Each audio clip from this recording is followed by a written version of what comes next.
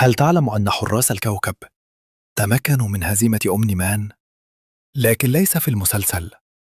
في أحد خطوط أحداث الكوميكس كان الحراس مستعدين للهجوم، ولم يفاجئهم أومني مان كما حدث في الأنمي، ولهذا قاتلوه بكل قوتهم، وتمكنوا من إلحاق هزيمة به وإنهاء المعركة لصالحهم. وهذا يثبت أن المشكلة لم تكن في قوة حراس الكوكب، بل في عنصر المفاجأة الذي استغله أومني مان في القصة الأصلية. فبرأيك، لو كان الحراس مستعدين منذ البداية في الأنمي، هل كانوا سينتصرون أيضاً؟ هل انتبهت إلى التفاصيل المجنونة في الحلقة الأخيرة من الموسم الثاني من Invincible؟ أثناء تنقل مارك بين الأبعاد، لم يمر بعوالم عشوائية فقط، ففي لحظة سريعة دخل عالم فورتنايت، وظهر وهو يحمل سلاحاً منه، ثم انتقل إلى عالم The Walking Dead، بل ومر أيضاً بعالم سبايدر مان في واحدة من أكثر اللقطات إثارة لعشاق القصص المصورة. كل هذه الإشارات ظهرت خلال ثوان معدودة، ولذلك لم يلاحظها معظم المشاهدين من أول مشاهدة. فكم عالماً من هذه العوالم استطعت اكتشافه بنفسك؟ هل تعلم أن سيسيل كان يمتلك ترسانة كاملة لمواجهة الفلتروميين، رغم معرفته أن فرصته في الفوز كانت ضئيلة؟ فقد جهز الري أنيمين، وهم جنود سايبورغ قادرون على إبطاء أقوى الأعداء، واستخدم روبوتات قتالية عملاقة إلى جانب قنبلة صوتية استغلت إحدى نقاط ضعف الفلتروميين. ولم يكتف بذلك، بل اعتمد أيضاً على جهاز الانتقال الفوري ليبعد أومني مان باستمرار ويكسب الوقت. ورغم كل هذه الخطط والأسلحة، لم يكن أي منها كافياً لإيقاف فلترومي حقيقي بمفرده. هل تعلم أن أوليفر كان من المفترض أن يموت صغيراً لولا أنه ابن أومني مان؟ أوليفر ينتمي إلى جنس الثراكسيين، وهم كائنات تنمو بسرعة هائلة، لكنهم أيضاً يشيخون بسرعة، لذلك تكون دورة حياتهم قصيرة جداً.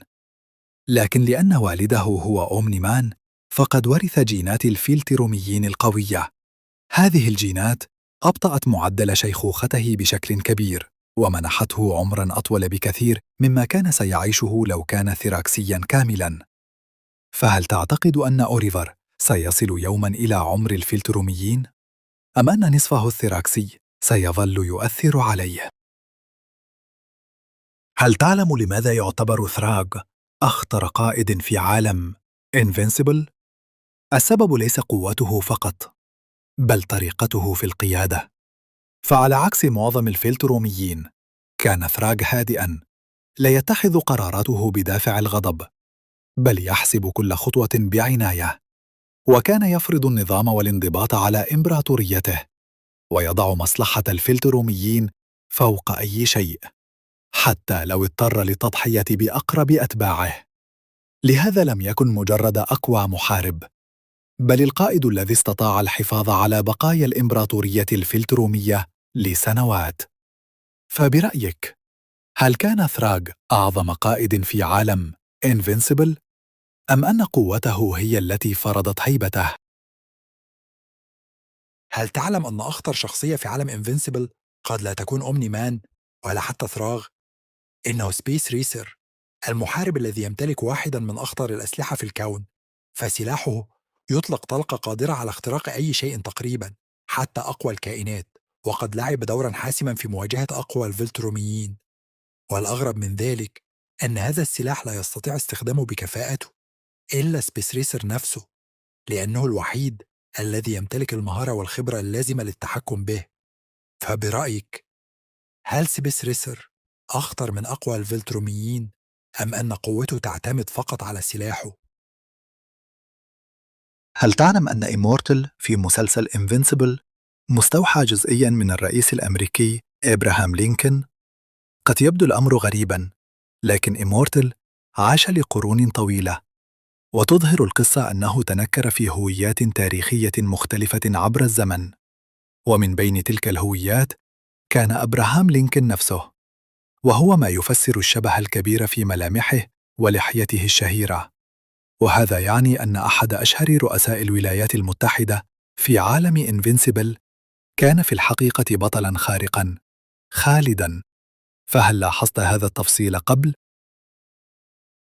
هل لاحظت أن مارك جريسون هو الفلترومي الوحيد تقريباً الذي لا يربي شرباً؟ قد يبدو الأمر مجرد تصميم للشخصية، لكنه يحمل معنى أعمق. ففي ثقافة الفلتروميين أصبح الشارب رمزاً للقوة والهوية العسكرية، ونراه على معظم محاربيهم مثل نولان وثاديوس وغيرهما. أما مارك فقد تربى على الأرض، واختار أن يصنع هويته بنفسه، لا أن يتبع ثقافة الغزو التي جاء منها. لذلك يرى كثير من المعجبين أن عدم إطلاقه للشارب يرمز إلى رفضه أن يكون نسخة أخرى من الفلتروميين.